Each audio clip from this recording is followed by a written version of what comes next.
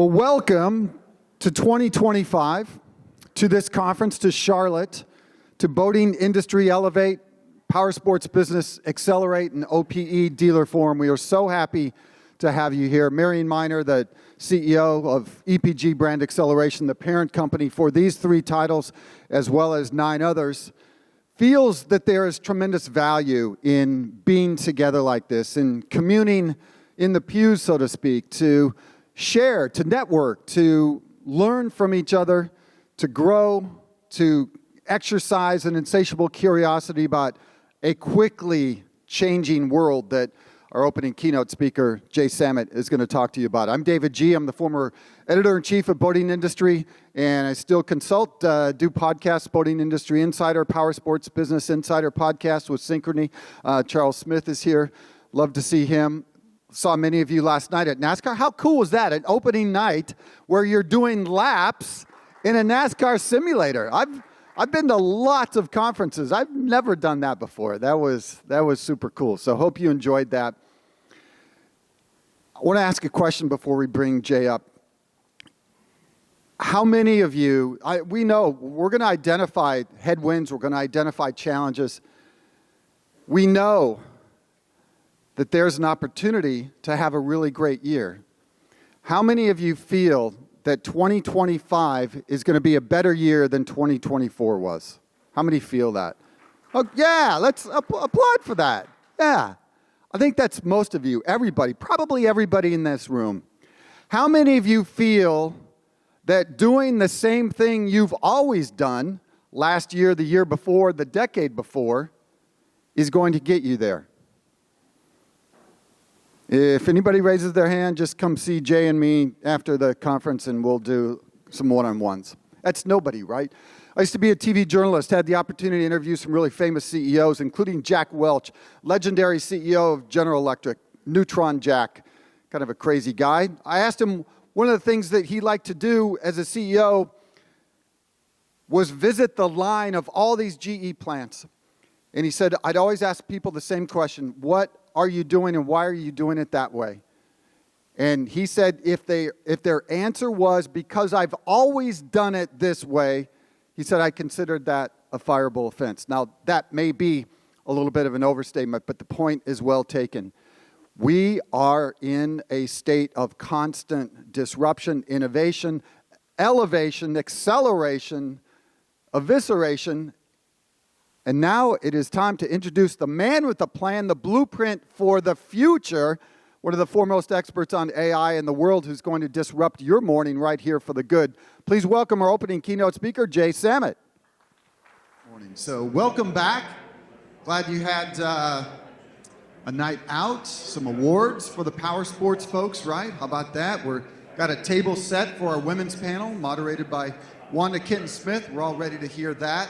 Before that, of course, we have our economist, Dr. Elliot Eisenberg, who was out amongst you, kind of working the room a little bit, like the guy that he is. So we had a chance to go out to dinner last night. We were going to go in an Uber and find a nice restaurant. We walk outside, look left, look right, see the snow, look at each other and say, nah. Walk back in and had a nice dinner at the hotel, courtesy of Marion. So thank you for that. We appreciate you being here. And before we applaud for Elliot, I want you to look around the room, give a high five, give a fist bump, and applaud for yourselves right now for coming here. Yeah. There you go. All right, that's a nice little section there. Oh, that's, okay, yeah, very nice. You know, you run demanding businesses, operation-centric, you're in the weeds all day long, and it's a deliberate thing. It requires some commitment on your part, time, energy, bandwidth, a little bit of treasure to get away from those businesses, ascend to the 30,000-foot view, look out not today, tomorrow, next week, next year, but beyond that, 3 years, 5 years. What does it look like? What does the economy look like? What does the business forecast look like? What is the future of this thing, that outdoor recreation that we all love so much? What does that look like? There's value in doing that. There's value in sharing. This morning, walk into the elevator, I'm going down to breakfast. Jay, right there, my outdoor power equipment new friend, is in the elevator. He chats me up. We start talking. He's a really affable guy, very articulate. Says, hey, this is the first outdoor power equipment conference I've ever been to. I was deliberate about coming here. I had specific things I wanted to learn. So we go. They asked me, the hostess says, one for breakfast? I said, one, yeah. And I start walking. I sit down. I was like, one? That's ridiculous. So I turned around to Jay. I said, hey, would you buy me breakfast? No, I didn't say that. He did end up buying me breakfast, though. That was the cool part. That was the cool part. This is authentic. I said, would you like to join me for breakfast? He said, yeah, of course. We had the most pleasant conversation. We found that we knew a couple people in common at Toro, where I used to live in Minneapolis, and compared notes of boating industry, consolidation, outdoor power equipment, talked about people who were insatiably curious and always on a path for continuing improvement and learning, and those who aren't, and those who are struggling, and those who are thriving. And it was just very, very pleasant. And then at the end, he did buy me breakfast. So that was really cool. That's the value of this, of being together. That is the value of being together. I certainly valued my time with Elliot last night. I found out he skied. I did not know that. I would not have guessed that. We didn't know that we could ski in Charlotte, right? You know, I mean, that was a surprise. Who saw that coming? But the first time, the very first Elevate in Orlando, where Lester, our photographer, was there, we had Elliot. And he came recommended. Someone in our company had used him before. And they said he's entertaining, he's eloquent, he's energetic, he's funny. I said, no, we want an economist. And he said, yeah, no, I'm talking about an economist. And I heard him, and I don't understand. I'm not a numbers guy. Fortunately, I'm good at writing and communicating. I don't have a head for numbers, but he makes these things very, very plain and understandable. I remember my very first, we didn't even talk about this, Elliot. I took a freshman economics class at the University of Minnesota with Walter Heller, a very famous economist, which again is an oxymoron. How many famous economists are there? It was a freshman survey course, 400 people. I forget whether it was micro or macro, and he's talking about guns and butter, and I didn't even grasp the most basic concept, so I was out of there. But Walter Heller said, economists are the only people I know who say, yeah, it works in practice, but does it work in theory? Yeah, Elliot knows that one. He also said one of his presidential advisors, or one of his presidents, came to him and said, Walter, do you know a one-handed economist that I can hire? He said, a one-handed economist? Why on earth would there be a one-handed economist? He said, because I'm sick of all you guys saying on the one hand, but on the other hand. So Elliot knows that one too, because he was pantomiming that. And he is the head of a company called Graphs and Laughs. I'm going to quit talking. We're going to bring him up here. Please welcome to the podium my friend, and now yours, Dr. Elliot Eisenberg. Oh, and a hug. What a great. Maybe the nicest introduction I have ever received. Well, so thank you. Wow, wow, wow. How do I reciprocate now? Bad news. I'm kidding. Had I come here a year ago, I would not have been as optimistic as I am now. A year ago, I kind of thought in my bones, I would have told you, yeah, you know, I kind of think there's a reasonable chance we'll wind up with a recession in 24 somewhere. Their Fed's raising rates. I'll give you some history on that later on. But it didn't happen. And I'll tell you why it didn't happen either. So even though I wasn't wrong because I wasn't here last year, had I been here, I would have been wrong. But on the one hand, but on the other. So let's go and discuss. Now, you'll see here, for a while, I had this U.S. remarkably resilient so far, thinking, oh, the recession may still come. But as you can see now, I've pretty much taken it away. The U.S. economy is really, really strong, and there's been data revisions that made me happier, and improvements in data over time, things have changed, have made me happy. And Trump on day one didn't drop the bomb all over the place, potentially on a whole bunch of places.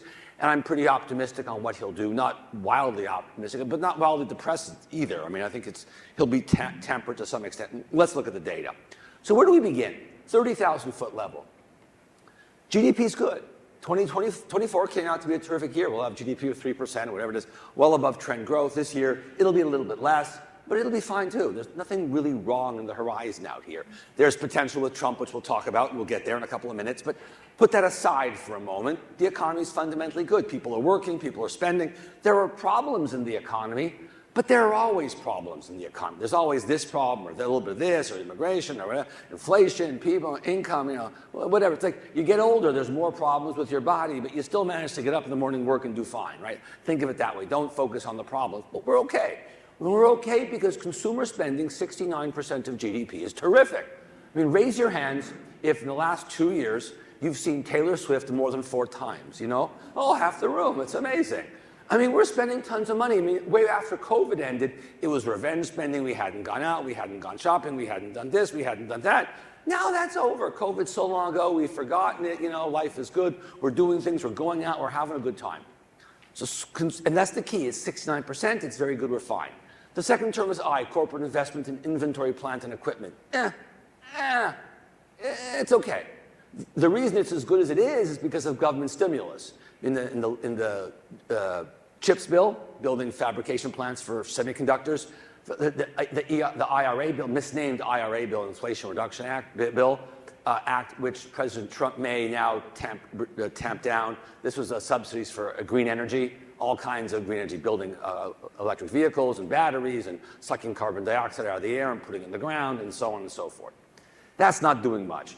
And there's also the bipartisan infrastructure bill, which is helping. So the government programs are taking the place of weak, sort of natural, organic demand for inventory, plant, and equipment from firms. We'll get into details. The third term is government spending. That's going to depend a lot on President Trump. But in the last couple of years, part of the reason the economy's been so good, and there's been what's called American exceptionalism compared to Europe, in part, is because our bloody budget deficit's gone friggin' out of control. And this isn't just a Biden thing now. It began in the last year of Obama. So we had 1 year of bad Obama policies, followed by 4 years of bad Trump. But make it 3, because 1 year was COVID. You can't blame him for that. Then there's 4 more years of bad Biden, but you can't blame Biden for the first year because it's COVID. But we've had essentially 1 year of Obama, 3 Trumps, and 3 Bidens, 7 years in a row of very, very irresponsible fiscal policy, which has certainly propped up the economy, but at the cost of higher debt and deficits. And that will have some mild negative long-term consequences. But in the short run, it's going to be what Trump decides to do with tariffs and immigration and so on, and we'll get there. And last is